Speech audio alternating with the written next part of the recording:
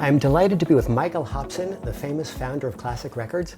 Michael, thank you so much for inviting Tinka and me to your beautiful home today. No, it's a pleasure to have you here as always. When you think about your career at Classic Records, and you think about mastering techniques and technical techniques, is there anything that you know now that you did not know then that you wish you had known then? You know, I think there's not anything that I've discovered, later on, obviously since I sold Classic Records to Acoustic Sounds in 2010. There's not really anything I've learned since that time, but from the time that I started Classic Records until, I sold it to Chad, I learned an enormous amount. In fact, I would say that looking back on it, I thought I knew what records were all about when I started the company, only to realize that I knew almost nothing, and that there were so many things to learn and discover. So, you issued different titles on many different formats. right. There were different record weights, different vinyl formulations, different record speeds.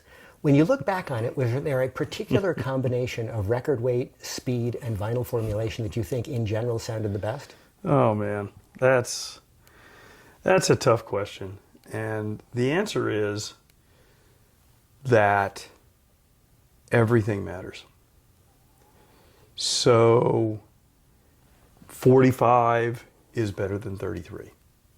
And that's, a situation that has to do with the cartridge better being able to extract all of the groove modulations at 45 than at 33.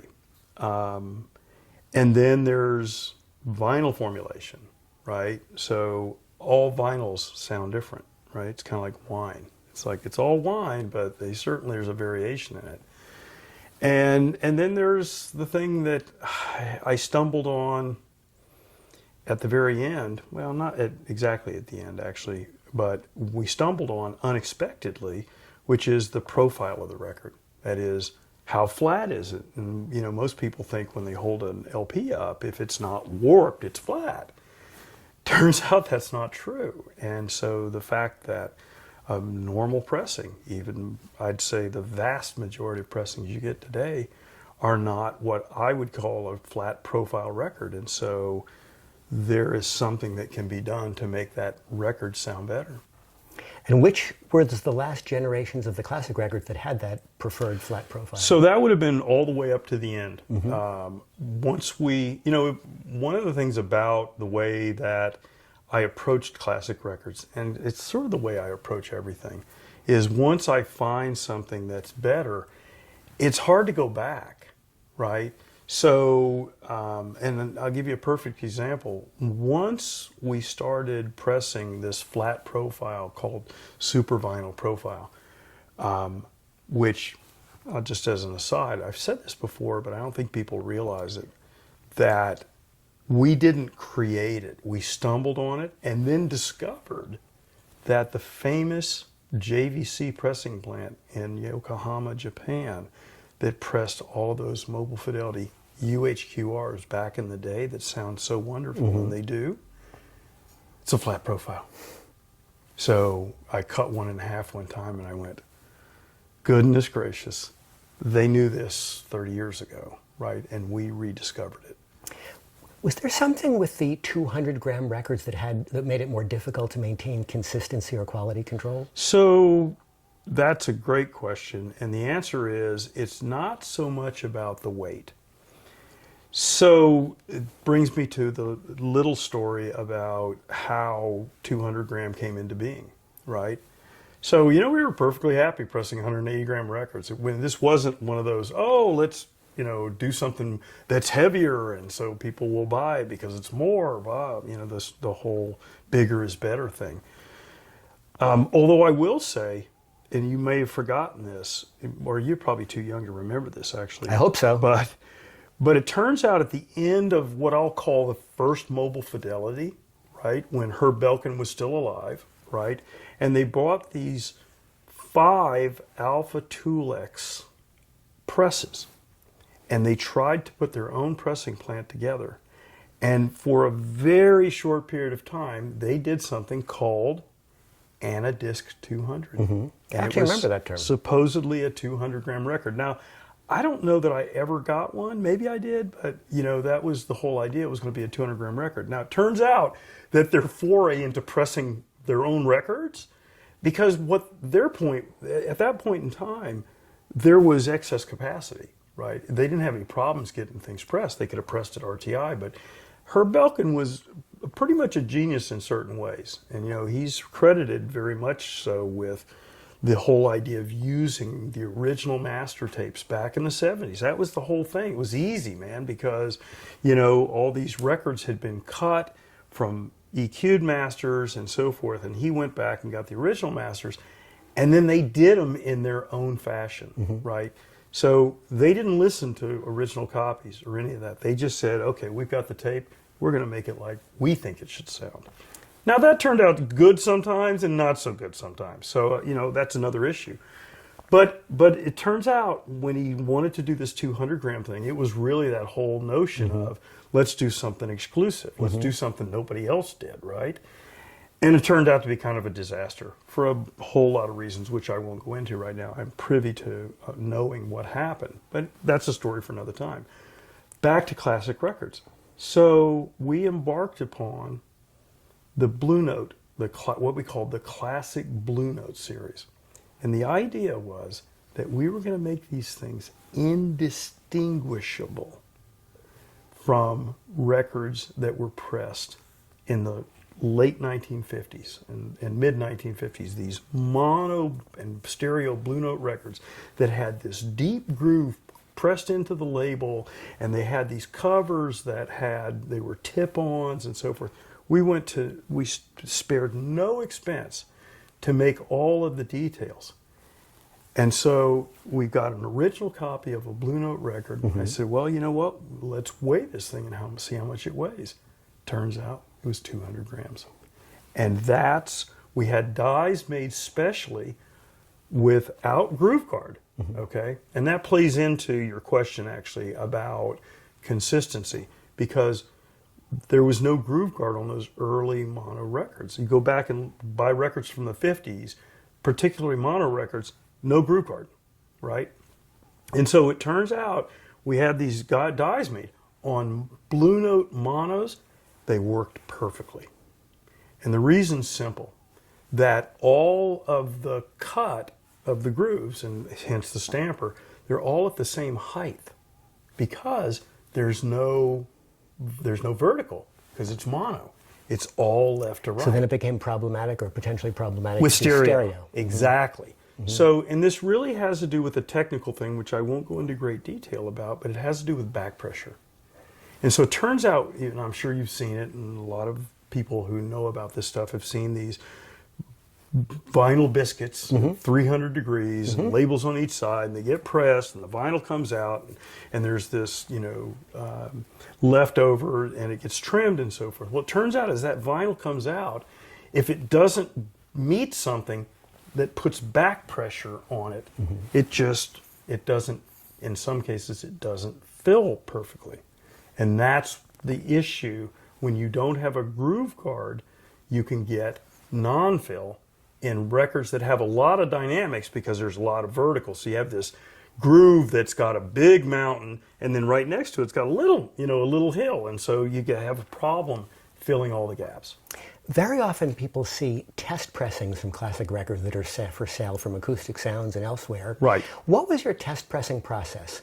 How did you figure out which vinyls to pull to constitute your test pressings?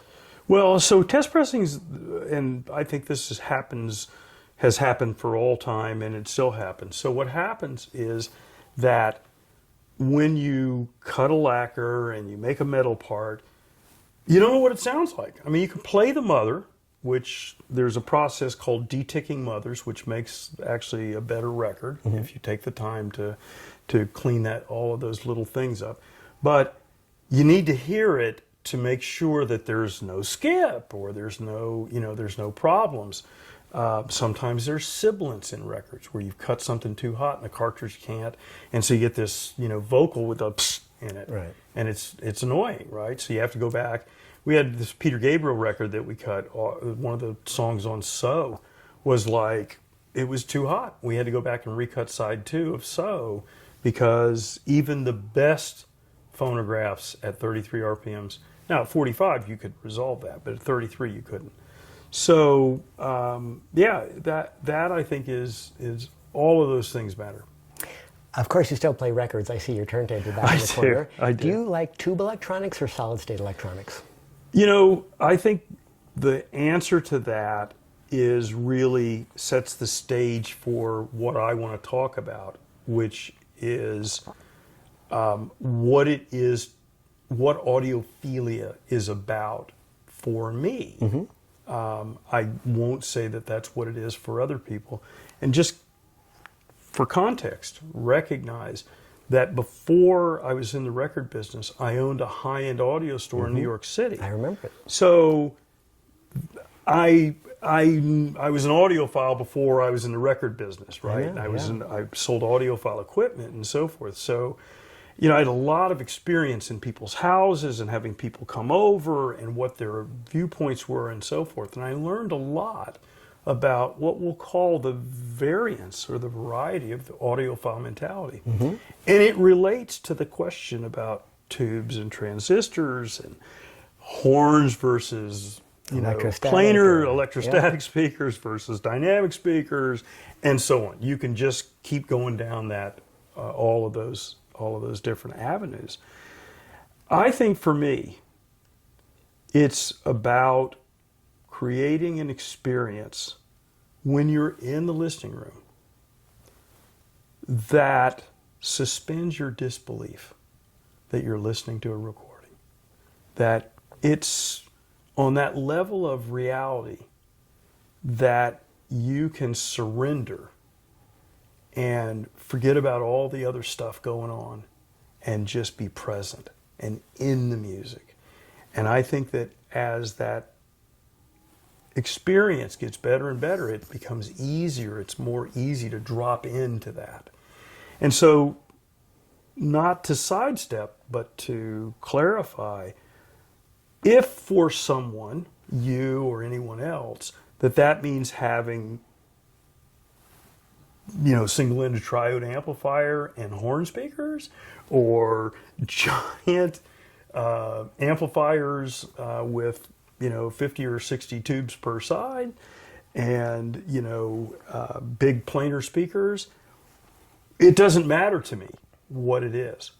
If that, whatever you have created, allows you to drop in, then for me that's a success. That's a win. I agree completely with the philosophy, and I put it in terms of whatever system allows you to maximize your emotional engagement is the right system for you. I would agree with that. Yeah. Do you think you can take an analog master tape, mm-hmm. convert it to DSD, cut a record from that DSD that is better than the record you could cut directly from the analog master tape?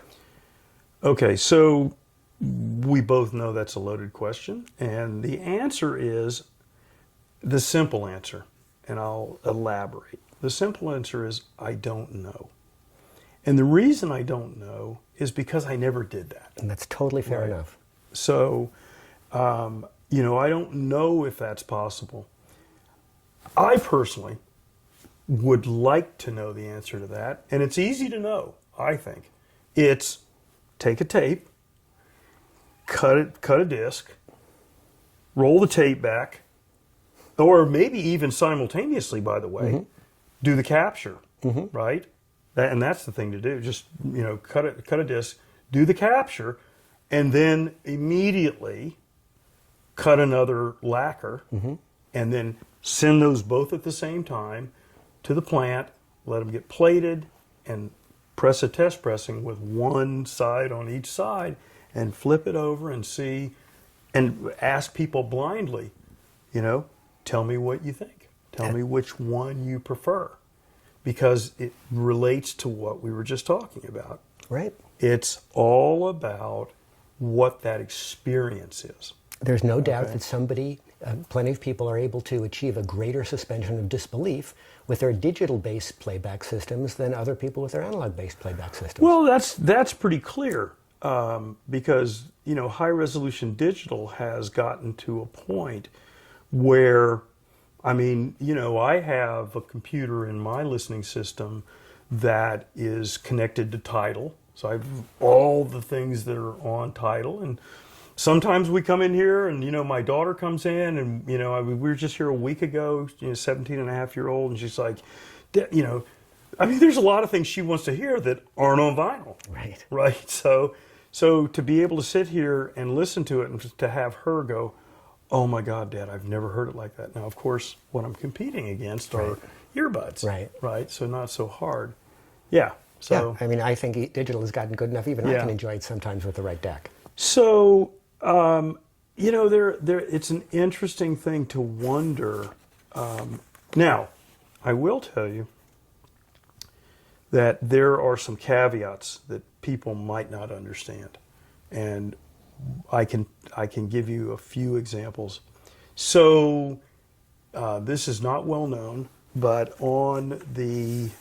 I think it may not be known, on Jethro Tull Aqualung. Mm-hmm. So we got the original analog master from Ian Anderson. He holds the master. Mm-hmm. So anybody that's cut it before has had a copy. And I don't have to tell you who's cut it before because okay? No one's used the tape until we did. The problem with that tape is there was a piece of it that was, a second or two long. It was bad. Something had happened. I don't know what happened. And so what we had to do is we had to go and get a CD and make a little piece of tape, and splice it in so that the whole thing worked. Otherwise, we couldn't have sold them. It was a defect, and it was, an important part of the beginning of the tune. You couldn't, that's a mechanical solution to a mechanical defect. Right. But my point is that, there are some times where you have to fix something, and the reason I say that is because analog tape is, to varying degrees, something that's not. It has a longevity, but it changes over time. Right? It's pretty well known that high frequency is diminished or lost over time as an analog tape sits. Tell us about your experience securing physically the master tapes from the labels back in the day. God. And has it gotten harder than it was when you were doing it? I don't mean to. I have to say, first and foremost, I want to say I'm so grateful to all the people that entrusted us with these, irreplaceable things, these original master tapes. And a couple of things were in our favor. One is we did all of our mastering with an absolute world-renowned engineer, Bernie Grundman in Hollywood. And this is a guy that did Michael Jackson, all the Michael Jackson records, right? And just the list goes on and on and on. But imagine the value, if you will, of the original master tape to Thriller, right? It's a big deal, right? Those tapes turn up at Bernie Grundman's. They get used. So how did they physically get in with New York labels? How did they physically get to Bernie's Right. shop? So there were back in the day, and I can't speak for what goes on now because I stopped doing it in 2010. But back in the day, there were a variety of ways. So I'll give you an example. So it turns out that Sony, now Sony BMG, but back in the day it was Sony and BMG was separate. They had their tapes in, Iron Mountain, I think, in New York. So what they would do is they would call the tapes up. They'd end up at Sony Studios on 48th Street on the west side, and then there was a methodology where, because tapes move around, right? They have operations here, so there was what's called a pouch. right? And that was the way they moved things. So they would just, that's how the Kind of Blue tapes came out. The original 3-track Session Masters came out that way. RCA, BMG RCA back in the day, couple of different ways. You know, sometimes I would hand carry them, which I hated to do, to be honest with you. So you take them on the plane with you. And I can tell you some stories about that. But there were other situations where, you know, they just packed them really nicely, FedEx overnight. So either you took them on the plane or FedEx. FedEx overnight. Yep. And never ship them on a weekend, never ship them on a Friday, so they had to sit. You know, we were always real careful about that. And just, you know, went down those roads. And there were, and I'll just tell you this, so it really had to do more with the tape vault people than it did with the higher-ups. And so there was this guy, God love him, Jim Nevius,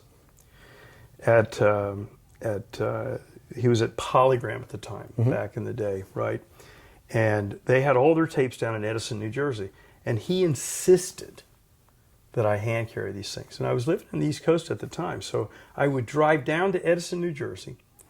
And generally before I was going to come out here and do some work. And so like the original masters for Clap Hands, Here Comes Charlie, you know, and all of those Verve titles we did. I went and picked them up and put them in a bag and took them to Newark Airport. And that was before 9/11, right? So there was the TSA thing, right? It was a little easier, except, you know, you're here with these tapes and they want to send them through. And they're like, no, you can't send them through. I need you to hand check them. And they look and, you know, here we are in the middle of Newark Airport and they're pulling out this, like, you know, 2-track 1/4-inch master tape from Ella Fitzgerald. You know, it's like, okay. You know, I get on the plane, they go in the overhead, and I get off, I come straight to Grunman's, and so there you go. Did you ever think about licensing the tapes to be able to copy the tapes and sell tapes? No, I never considered that. And part of the reason is that back in those days, nobody was into tape. No, there weren't any tape machines around generally. You know, I know it's become more popular and so forth over time, but no, there was never a thought about that. I mean, it's terrifying for me to think about that, to be honest with you. Yeah, we never considered that. So the tape comes to Bernie's studio. How did you two decide how to set EQ? Well, so this is a reasonably well-known process that I've talked about before, which is, I think, as far as I know, pretty uniquely different in some ways than anybody else. I'll give you a couple of examples. Please. So like when Chad Kassem licensed all those wonderful titles from fantasy, from the contemporary catalog, Way Out West, and so on and so forth. You know, he was in Salina. He used Doug Sachs originally, and sometimes he didn't really use Grunman. But anyway, so he would have the tapes sent to Doug, and Doug would just do what Doug does. And, you know, and I'm not, you know, I knew Doug Sachs very well up until he passed. But, you know, that's one way to do it, right? I told you already about the early days of Mobile Fidelity, where they would just, you know, do what they thought was best, right? And so when the Beatles tapes came over, and I think those were hand carried, by the way, back in the day, they never listened to any original Parlophone Beatles pressings and so forth. I mean, Stan Ricker was just like, look, I know how these things should sound, right? And they just did what they did. And even to some degree, and, you know, I'm sure I'll get flamed for this, but Steve Hoffman took the approach of he knew what was best. Now, he did, I think, in fairness, as I understand it, listen to other pressings and kind of get an idea. But we took a whole different approach. We got together as many original pressings from different places, by the way, of the title, and we would play those against the tape. And the way you do it is you start the lathe. Well, so you have the lathe. Remember, the lathe can also play back records because there's a tone arm on a lathe, right? And so we would put the record on the lathe, put the tone arm on, start the lathe, and a lot of times I would start it and Grunman would, like, he'd push start on the machine, so that there's about a second or a second and a half of gap between the two. So you were able to go back and forth with a button on the console and listen to one and then listen to the same thing thereafter, right? So you could get an idea about what they did originally, and then you could change EQ and like zero in on it, right? And be able to compare and say, you know, I think we can do better in this area. So it was all about, you know, paying homage to what was done originally, but then with the idea that, hey, in many cases we had the original 3-track master, and the LP we were listening to was cut from a 2-track mix down of that, right? So we had an advantage to begin with in most cases. And so we would just like, okay, we can make his vocal, it sounds, I mean, Belafonte is one of the perfect examples. It's like, I mean, you listen to an original copy of Belafonte at Carnegie Hall, and you listen to ours, and it's like, whoa, there's a huge difference. His voice, he's just right there. And original copies are good, but they're not cut from the 3-track. How did the 4-track Procol Harum tape come into your possession? Oh God, you know, I'm glad you didn't put these questions to me earlier so that I knew what was coming. So it turns out, in the case of Procol Harum, they didn't really come into our possession. I went over to England and met John Leckie, a famous engineer and producer, but he had nothing to do with Procol Harum. And we went on to David Gilmour's boat in the River Thames, and we mixed the 4-track to 2 channels. And that's for the first time we made a stereo version of A Wider Shade of Pale. So how did that 4-track get unearthed? It had always been there. Like, you know, they you know, it only got mixed to mono originally, right? So the original mix was mono. It never got mixed to stereo. So, you know, we were able to go back and get that 4-track. In our case, we only wanted the 4-track to do A Wider Shade of Pale. There was no notion on our part of remixing, you know, the album, right, of the same name with all those songs, because, I mean, it's iconic, right? So, but it was like everybody always wanted a stereo copy of A Wider Shade of Pale. You were telling me that one of your most transcendent listening experiences was when you took a test pressing to Harry Pearson's house. Yeah, so it was in April of 1994. And to put some perspective on this, what happened was that we, at the time when I started Classic Records, I had a partner who left about a year later. And so we licensed 20 titles, right? And that was the big deal. That was the thing that started it all, is that it wasn't 1, 2, well, like Chad he would do something, and then 6 months later he'd do something else, and then 9 months later he'd do something else. And, you know, it was just these onesie-twosie things. And we just said, you know what, we're going to do 20 things. So we got the first 3 things, which were LSC 1806, one of the most famous and most sought after recordings in the RCA Living Stereo catalog, the 1954 performance with Fritz Reiner and the Chicago Symphony Orchestra. And he did a re-recording of it later on. It wasn't as good. Anyway, and that was the one that Harry Pearson popularized and he was famous for. And of course, everybody around the world was running around trying to find this record. So it turns out we cut the first 2 titles, LSC 1806 and LSC 1817, the Gaieté Parisienne with Arthur Fiedler and the Boston Pops. So we cut those 2, and in April of 1994, having just announced them in January of 94 at the Consumer Electronics Show, in April, I had a test pressing, and I made an appointment to go to Seacliff in Long Island, in New York, to see Harry Pearson. And I showed up with this test pressing, and we listened to it. And I'll never forget, the 2 of us were sat there, and we were hearing all these details that we'd never heard before. We heard musicians breathing. We heard bows. We heard pages turning. We heard Reiner rustling around on stage. And it turns out, at some point, Harry, God rest his soul, got up and he goes, "When was this recorded?" I said, "I don't remember exactly."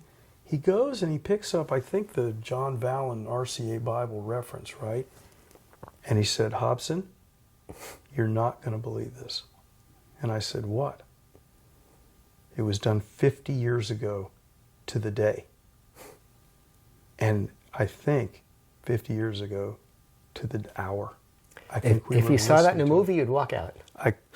I was like, and I'll tell you what, we were both, and you know what? I've never had that experience again in that particular context with that record. And I've heard that record, God, 500 times. Well, thank you for sharing that story Fantastic. with us. But it was a special moment and gives rise to the fact that there are things that happen in our lives that are not easily explainable. Do you remember what speaker system Harry Pearson had at Yeah, the I time? think it was. I think if I recall correctly, it may have been the NOLA Grand Reference. I can't quite remember. It was one of the big systems, you know, with the tall towers of speakers and so forth, and it was unbelievable.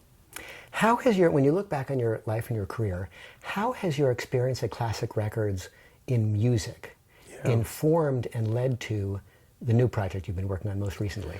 Well, so it's funny, as you go along through life, at least this is my experience, I don't know if other people have it as well, but you just go from one thing to another, and when I took a moment to reflect on the path, which is pretty unusual when you think about it. I was a college professor of economics, a mathematician, econometrician, worked in big corporation, and then left to become an entrepreneur, started a hi-fi shop in New York City, was an audiophile interested in records, then started a record company, and, then I had, a number of other things, music related, online activities and so forth. And then now I'm in the water business.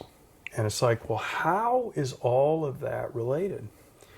Well, it turns out that the relationship is about vibration. It's about frequency and vibration.